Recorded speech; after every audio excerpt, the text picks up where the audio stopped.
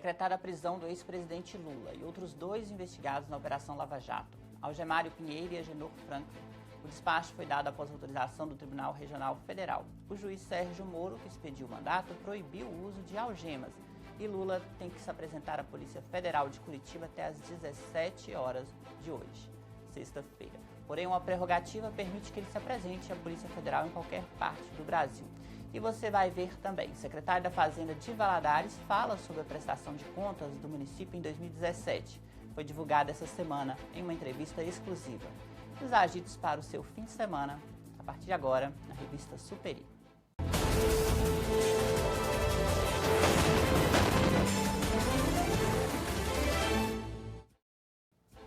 Olá, bem-vindo à revista Superi dessa sexta-feira, 6 de abril.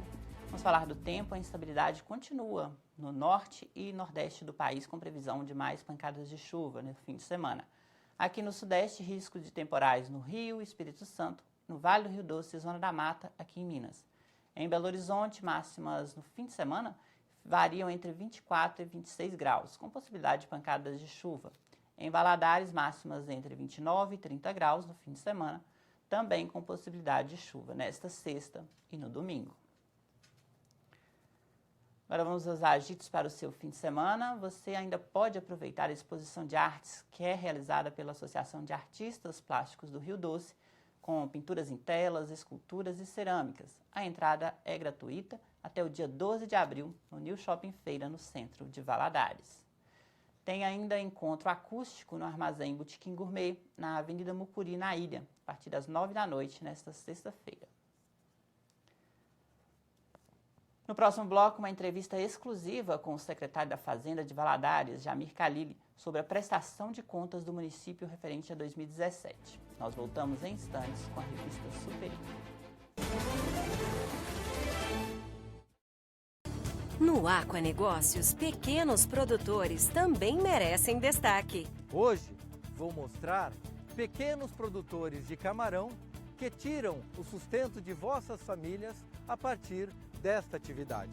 É a carcinicultura familiar em evidência no Aquanegócios. Assista, sexta, às 7h30 da noite, na Fish TV. Ramires chegando na área, toque por cima! Imagine o nosso futebol sem o Campeonato Mineiro. O trio maldito seria uma história em quadrinhos? Como o Mineirão ia saber qual é o recorde de público? Onde Ronaldinho puxaria o bonde? E quem ia realizar o sonho de virar o Raposão? Com a raposa na cabeça! Estadual é clássico, é a raiz do nosso futebol. Jogos ao vivo e exclusivos no Premiere. Estamos de volta com a revista Superi e foi divulgada essa semana pela Prefeitura de Valadares a prestação de contas do município referente ao exercício de 2017, o primeiro ano de mandato do prefeito André Merlo, que teve economia de cerca de 62 milhões de reais aos cofres da cidade. O secretário da Fazenda, Jamir Khalili, recebeu a nossa equipe para uma entrevista exclusiva sobre o assunto. Secretário, esse ano de 2017, o município reduziu a dívida pública em 62 milhões de reais, um total arrecadado de 615,4 milhões. Explica para a gente como que funcionou essa arrecadação da Prefeitura. Bem, a arrecadação da Prefeitura ela é feita de dois tipos de receitas, né? Aquelas receitas que nós recolhemos por nossa competência própria, né? Que é o caso do ISS, IPTU, taxa de lixo, entre outras taxas que nós recolhemos. E nós também temos aquelas receitas que são os repasses constitucionais ou voluntários feitos pela União e pelo Estado.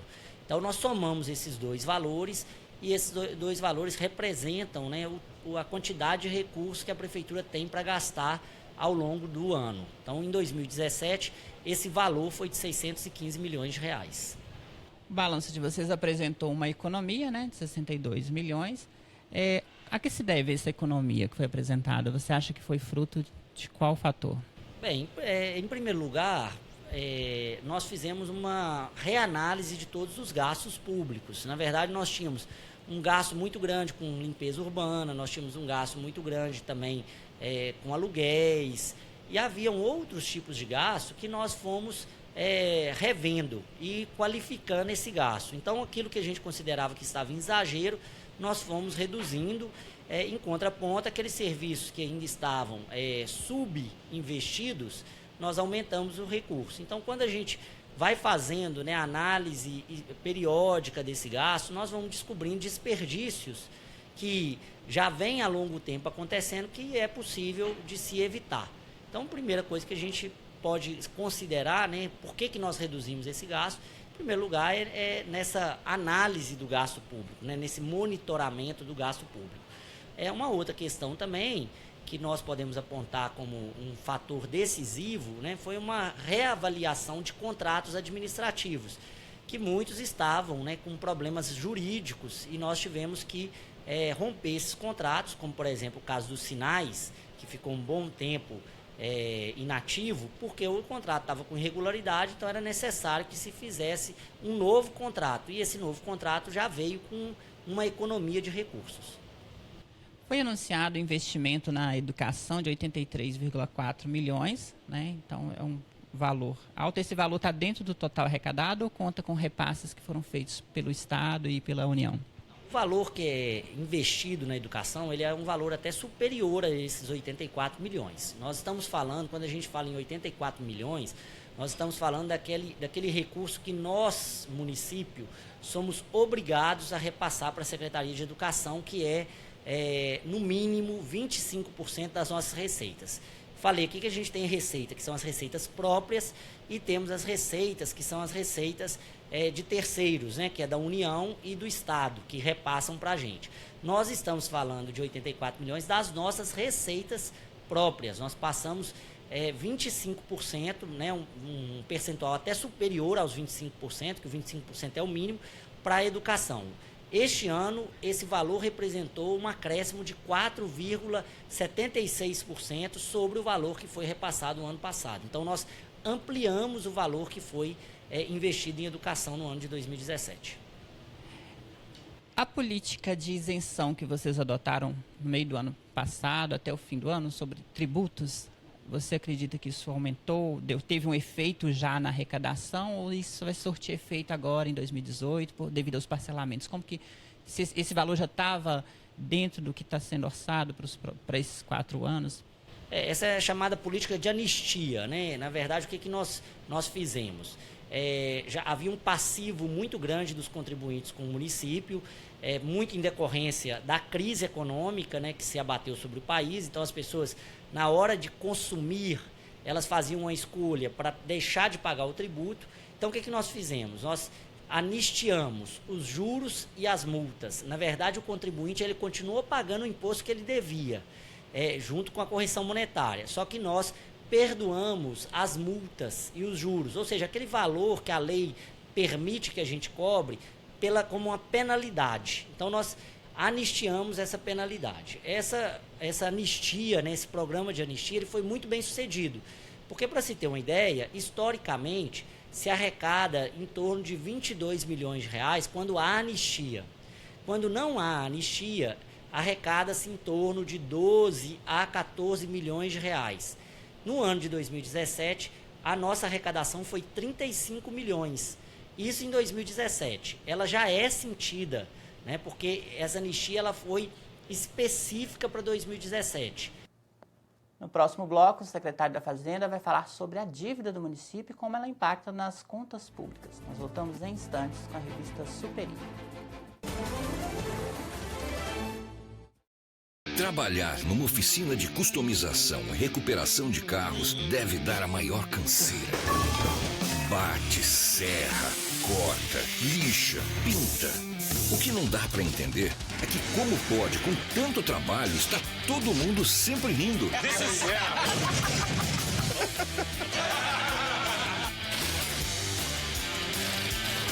Dupla do Barulho, toda sexta, às 9:30 da noite.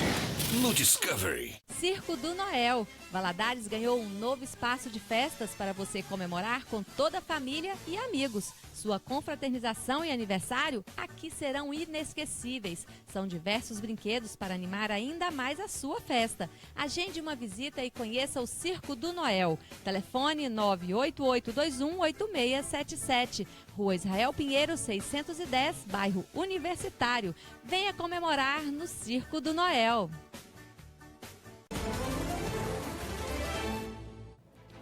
Estamos de volta com a revista Superi e durante a entrevista sobre a prestação de contas de 2017, daqui de Valadares, o secretário da Fazenda, Jamil Khalili, também falou sobre o endividamento da Prefeitura e os investimentos que deixam de ser realizados em função dela. Sobre a questão que o município ainda apresenta um endividamento, uma dívida, né, de 270 milhões, seria uma dívida já existente ou é um endividamento corrente? Como que funciona esse endividamento de 270 milhões? Bem, essa dívida, né, ela foi gerada em toda a história do município de Governador Valadares. A primeira dívida que a gente pode ter como registrada, considerando o balanço que nós temos atualmente, é de 1992. Então, se a gente pega esses 270 milhões, ele é uma dívida que foi produzida desde 1992 até os tempos atuais. Porém, 70% dessa dívida ela foi gerada nos anos de 2016, 2015 e 2014. Nós temos dois tipos de dívida aí. É a dívida de curto prazo, aquela que a gente tem que pagar o fornecedor no prazo de 1 ano e que o município está atrasado em razão do alto volume dessa dívida. E temos aquelas dívidas de longo prazo, que é a chamada dívida fundada. Ela é uma dívida de investimentos. Então, você pega um dinheiro emprestado para construir uma escola e paga essa escola em 20 anos.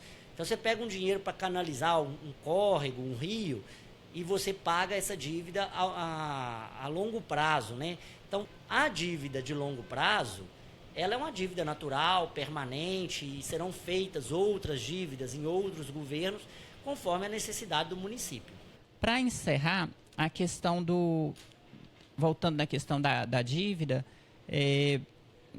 já está previsto, né, os trabalhos para poder contornar essa situação, mas também tem muitos problemas aqui que são identificados, são alvos de reclamações, como buracos de rua na cidade, problemas de estrutura, né? Houve muito investimento em cultura em 2017, em asfalto também no centro da cidade, tapa-buracos, mas ainda tem muita reclamação nos bairros da cidade. Como que está o orçamento para essa pasta de obras no município? Bem, os problemas de Governador Valadares são inúmeros. Eu acho que ninguém, nem os políticos, nem o cidadão duvidam, né? O caos que nós vivemos é um caos histórico, né? As ruas não foram calçadas um ano de 2017, né? Elas vêm de um processo de desgaste muito grande há muito tempo. Eu não poderia afirmar que houve um investimento em cultura tão elevado, né? Houve um investimento em cultura, mas se a gente comparar com o orçamento, ainda deveríamos investir mais em cultura. O orçamento hoje, ele comporta mais investimentos em calçamento, em tapa-buracos, por conta de uma gestão financeira que permitiu uma sobra de recursos para isso. O que acontece? Para você calçar, para você tapar todos esses buracos, você precisa contratar empresas. A empresa contratada atualmente, ela tem um contrato fixo, de um valor fixo.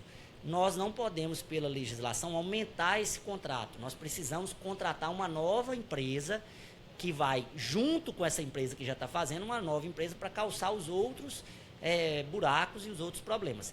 Nós temos orçamento hoje para isso? Nós temos hoje mais recursos do que nós tínhamos em 2017 para esse objetivo. Vão ser feitos investimentos significativos nessa área, só que para fazermos isso nós precisamos passar por todos os trâmites burocráticos legais para a contratação de uma empresa que seja capaz de fazer isso sem beirar a ilegalidade, sem também fazermos um investimento, né, fora das nossas condições financeiras. Mas esse orçamento de 2018 é 1000 vezes melhor que 2017, eu posso garantir isso. Ok, eu agradeço aqui a participação do secretário. Alguma observação que você gostaria de fazer a respeito dessa prestação de contas deste ano, de 2017? Acredito que o que é importante destacar é que a cidade realmente tem problemas. A gente não pode ignorar a situação da cidade, né? A cidade não é uma cidade que está a pleno vapor, nós temos uma potencialidade muito maior. Mas o que é o importante? É que nós viemos a público, né, explicar a situação financeira do município, dar os números para a população. Isso é uma forma, né, além de garantir a transparência, de ampliar o debate democrático com a sociedade valadarense, porque sem informação ela ficaria muito refém do que o poder público e a oposição fala. Agora não, agora ela está municiada de informações para que ela, de forma emancipada, possa fazer a sua reflexão sobre as qualidades da gestão e o que é prioridade para ela como cidadão, né, como elemento desse contexto social que nós vivemos. Essa edição fica por aqui. Um ótimo fim de semana para você.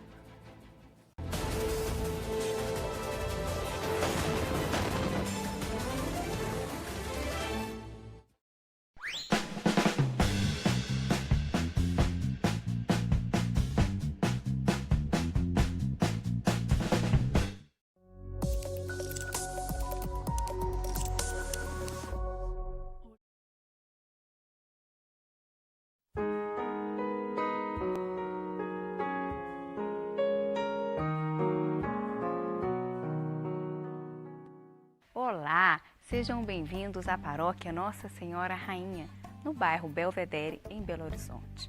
Hoje, no programa Palavra de Fé, a nossa